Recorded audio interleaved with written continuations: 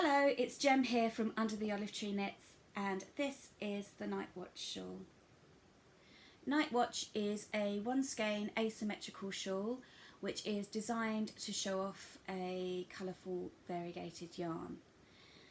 If you're familiar with my Stargazer shawl, you'll notice that Nightwatch is very similar in that it has sections of stockinette stitch and a yarn over knit two together lace pattern which come together to form a zigzag pattern across the shawl.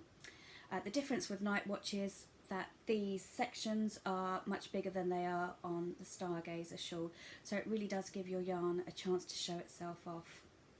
The pattern sample was knit using my Flying Saucers colourway, which if we open up the skein you can see that it has big bold sections of colour throughout the skein, and sometimes with yarns like this it can be difficult to find a pattern because the colours have a tendency to pull together.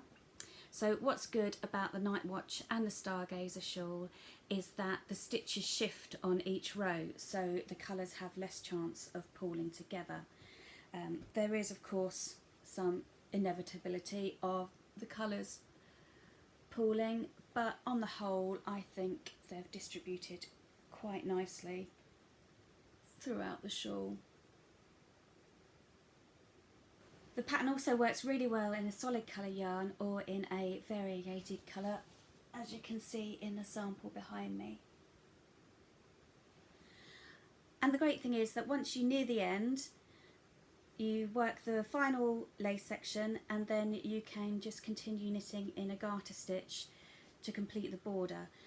Here I worked about 8 rows, but you can just keep knitting this garter stitch until you run out of yarn, so it really does make the most of your skein.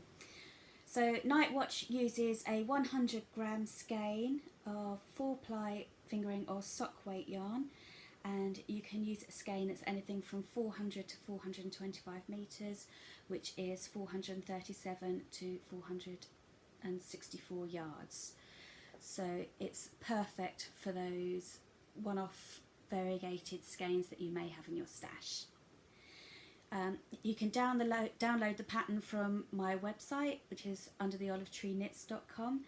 It's also available as a kit, so if you buy the yarn you get the pattern for free. And you can also download the pattern from my Ravelry and PayHip stores too. I'll pop all the links in the video notes for you. So I hope you like the shawl, and until next time, happy knitting.